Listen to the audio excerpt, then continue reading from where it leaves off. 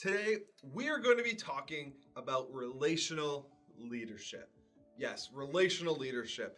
It is huge, and I believe it is so valuable as a leader to be a relational leader. Because I believe that relationships really help expand your leadership, expand your influence, because that's what leadership is. It's influence, it's influencing people.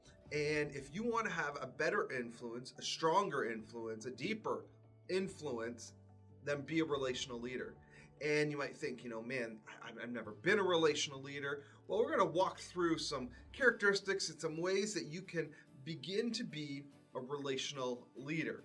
And if you want to have your team be relational leaders, your managers, people underneath you, then the first thing you're going to have to do is you're going to have to lead by example.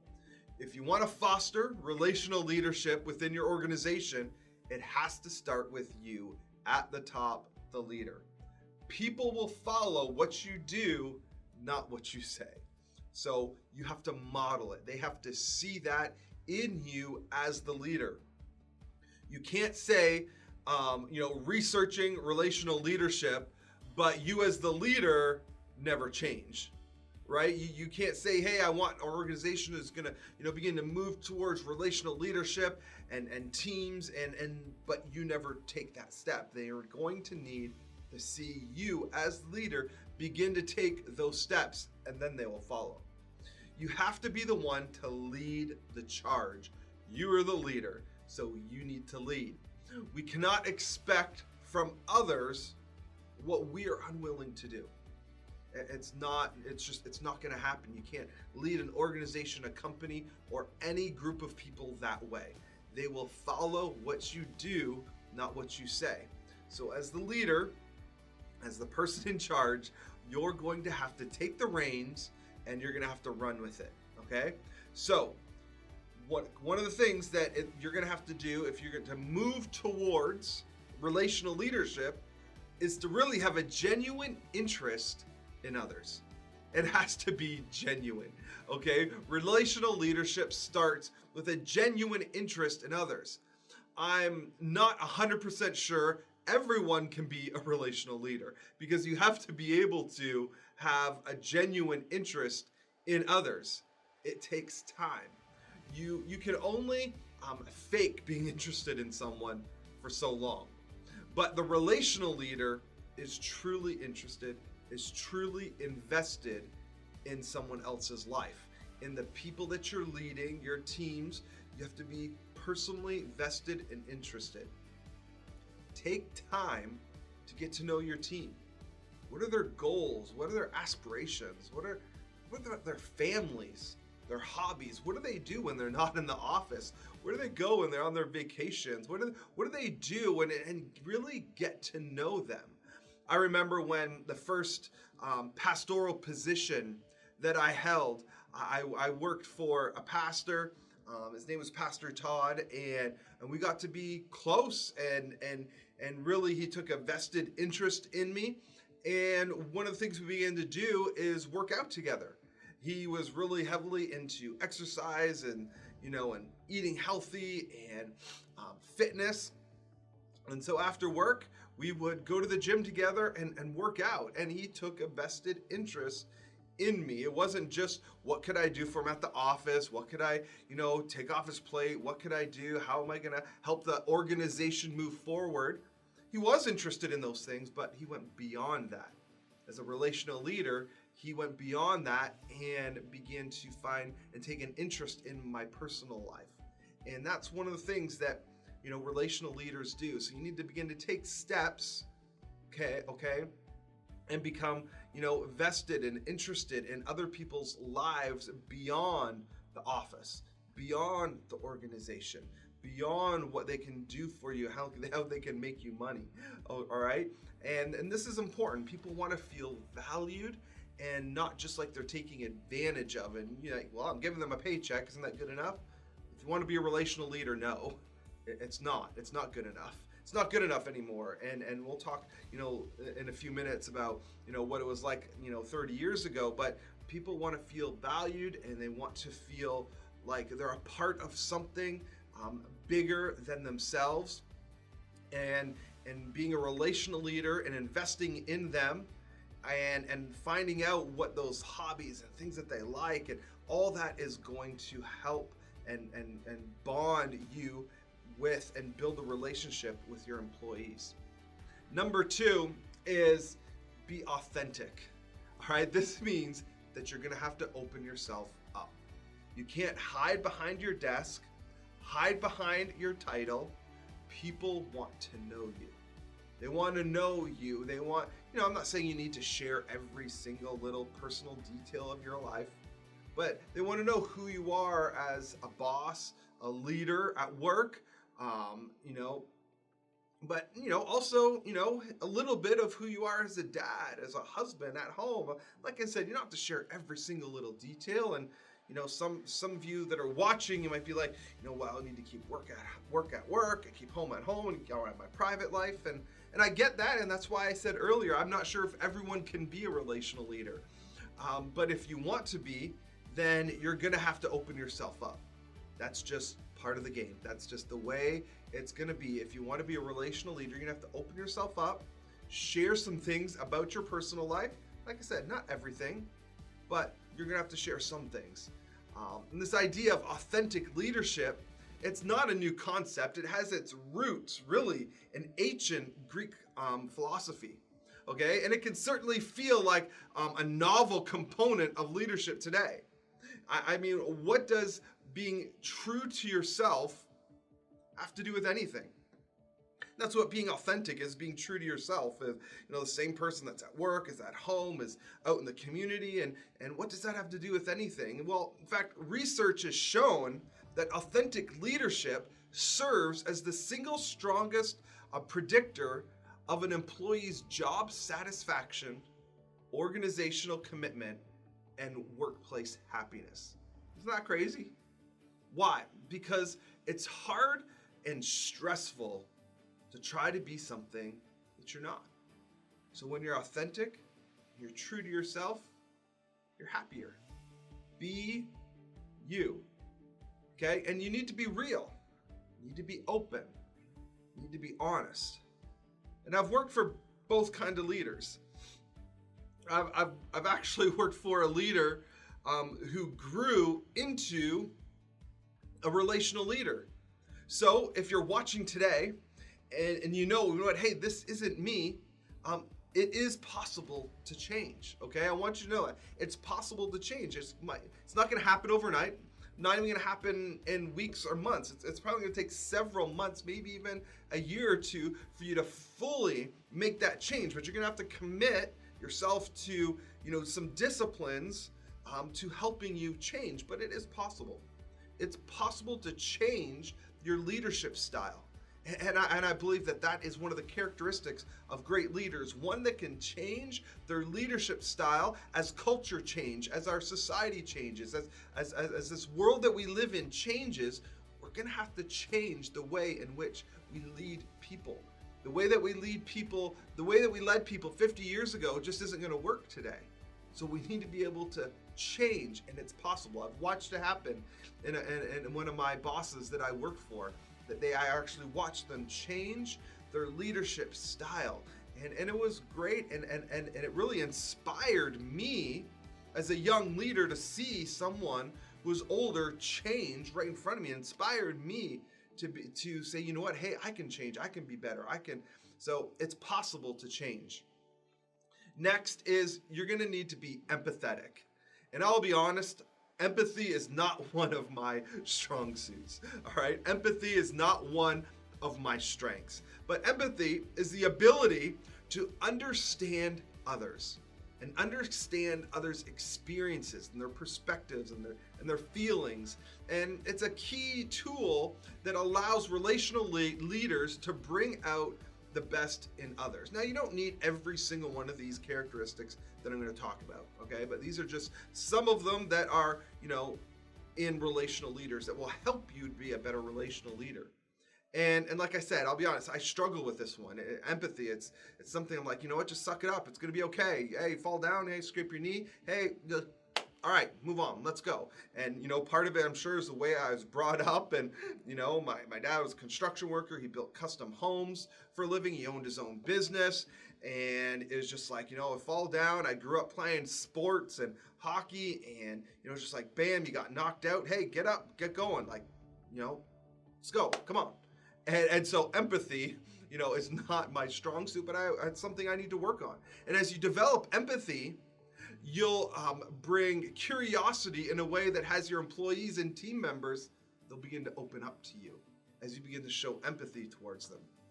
You'll verify your understanding to ensure the message that you've heard is the message that they've intended. So empathy is such a powerful tool that you can use and that you can, develop. It's something that, you might need to develop in your life. And with this knowledge, you'll communicate more sensitively. As you see and empathize with people, you'll be able to communicate better with them as a leader, and it'll be more effective. You'll be more likely to predict the effect of your choices will have on them, right? Because your choices as a leader, it matters and impacts people. It impacts your teams. It impacts the people that work for you. And as you grow and as you become more empathetic, you'll see, hey, when I make this decision, it's going to affect these team members in this way. You'll know how to listen, right? You'll provide invitations and for people to open up about their life and what's going on, and people will be more open to you if they know that you will empathize with them. You'll show respect for their experiences and their perspectives. You'll also be able to see things from their point of view that you might not otherwise have seen. And it's all about learning. You're learning and about people, and you're learning and gathering information, and that's only going to help you as a leader. All right, number 5, meaningful relationships. If you want to be a relational leader, you're going to have some meaningful relationships. See, when we relate to another person, as we treat them instrumentally as an object or thing to be used for an achievement or self-interest or other purposes, we are telling them that they're not meaningful. That, hey, you know what? I'm going to use you just so that I can achieve X, Y, and Z. But when we relate to another person and we build a meaningful relationship and we honor that relationship, we're intrinsically telling them that you have value, that you're meaningful, that there's some value to this relationship. And that's what people want, is they want to feel valued. Are you making your employees, your team members feel valued? See, this idea of building relationships with employees or team members can maybe go against what you've been taught or what you've even done. And as I said, how we did things 30 or 50 years ago, that model was, hey, the leader's at the top. And as the leader, you were told and taught, don't get close to the employees in case you have to fire one, and in case you have to come down harsh on one. You know what? If you get too close, they're going to take advantage of you. But if you hire good people, you don't have to worry about that. So if you do well at the front end of interviewing and you do well in the hiring process, you don't have to worry about them taking advantage of you. All right? And having to come down on someone because of a mistake, or that's just, in your own leadership, you need to, be able to do that. And those are just really bad reasons of why not to, build relationships with those employees, with those team members. But I believe that the advantages of having meaningful relationships just far outweigh the disadvantages. Culture is shifting. It actually shifted a long time ago.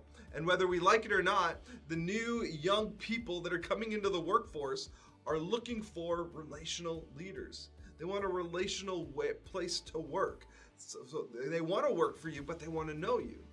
They'll go, and do everything they can to advance the organization, to help the organization be profitable.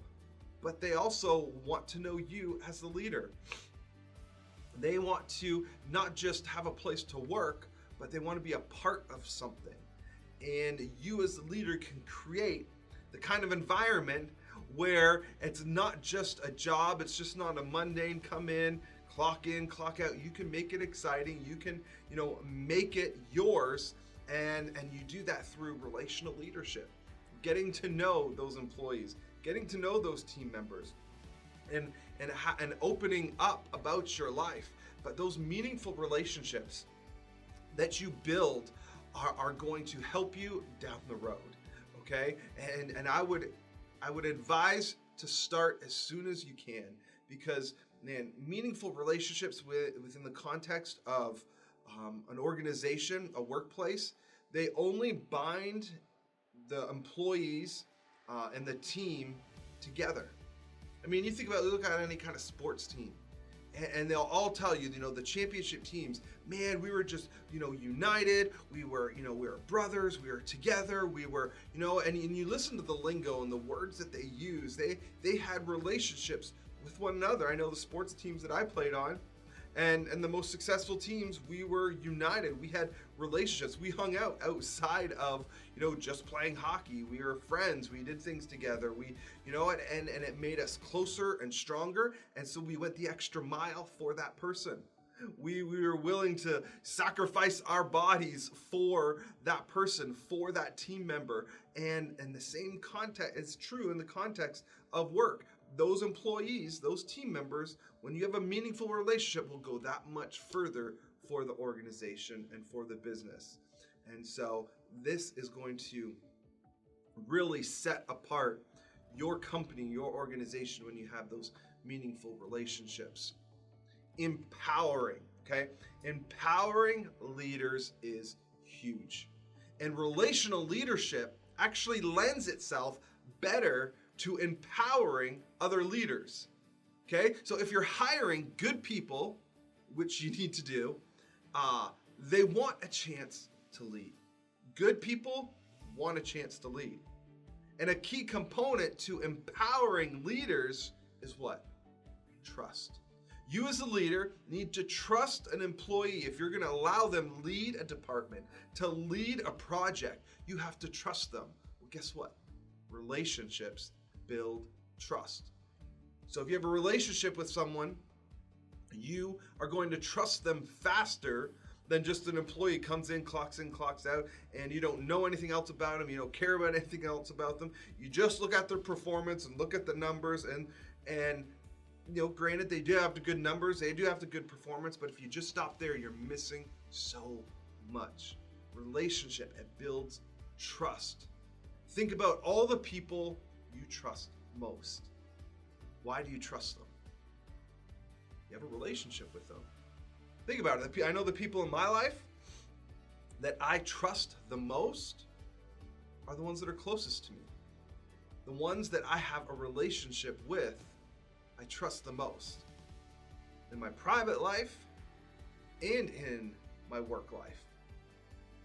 And so you need to kind of transfer that, and you think about it, in your private life, the ones that are closest to you, have a relationship you trust the most.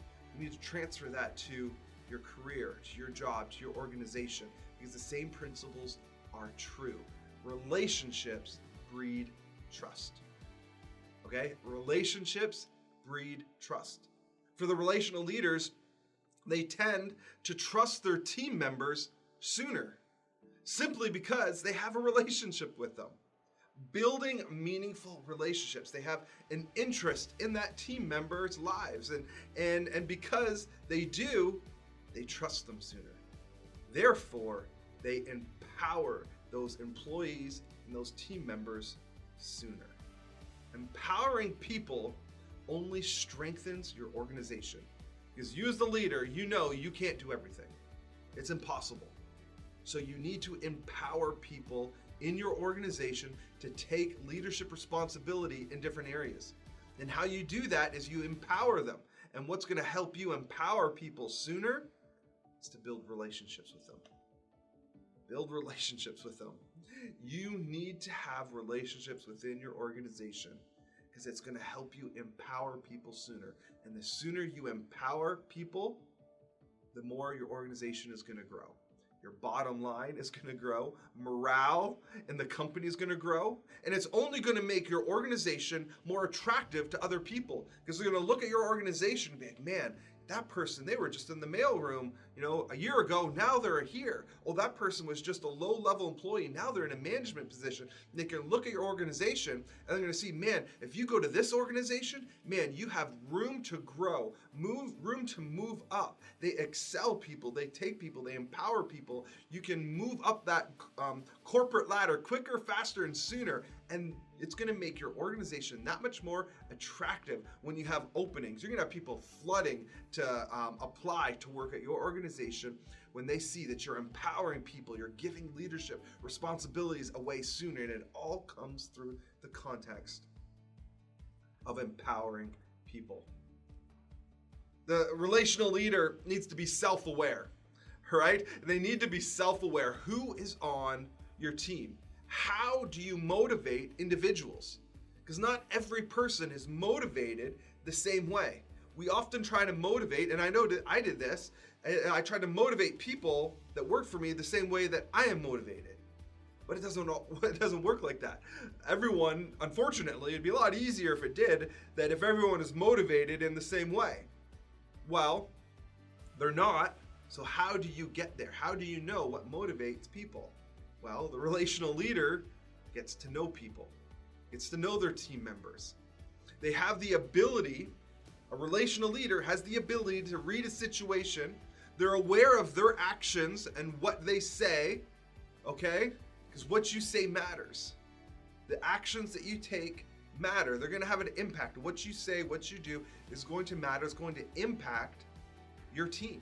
It's going to impact how the productivity, it's going to impact morale, okay? It's going to, your actions, you can't walk into the office being all mopey and down and man, we're never going to complaining about deadlines and projects. And what do you think that's going to do to your team? It's going to depress them. Guess what? Depressed people don't work very well. All right, depressed people, don't go out and swing for the fences for your organization. So what you do and what you say, it matters. All right, then you need to be self-aware of what you say, what you do, aware of who is around, the mood, the feeling. You need to be able to feel the room. You need to know when morale is up, know when it's down, and when you need to inspire, when you need to motivate. And relational leaders, they have this ability in part because they've worked on this. They see this, they know, and they're closer to those employees and those team members because they have a relationship with them. But it is also naturally, this happens because you know your team, right? You know your team. You know that one of Joe's kids is in the hospital. You know that Kathy is going through a divorce. When you're a relational leader and you know some of these personal, deeply personal things that are going on, it's only going to help you as a leader. When you know these details about someone's life, you can be a little more sensitive, give them a little bit more slack that week. And man, you think, wow, if I give them slack this week, I promise you, it will pay off in the long run. Have you ever heard someone say, keep work and home separate? That's good and all, but it's just not reality. You can't expect someone who's going through a divorce, someone who has a child that's sick or in the hospital or going through something to perform the same at work as if things were great in their life. It's just, it's not reality. They can't do it. The two are tied together. And so you need to know when to give slack. Hey, they're going through something right now. I'm just going to give them a little bit of time. I'm going to give them a little bit of slack. Okay, I'm not going to give them a complete free pass, and but you will gain so much respect as a leader when you see what's going on in people's lives and you give them some slack, and you will lead people differently when you have a relationship with them. I can't turn my stress off when I leave the office. Right? Stressful office, stressful time at work. I just can't turn it off when I go home. I try, I do my best, but you know what? You just can't turn it off on a switch. And so you need to have that kind of insight into people's life. Work, all right, leaders, this is what I want to say to you. Work to be a relational leader and watch your organization thrive.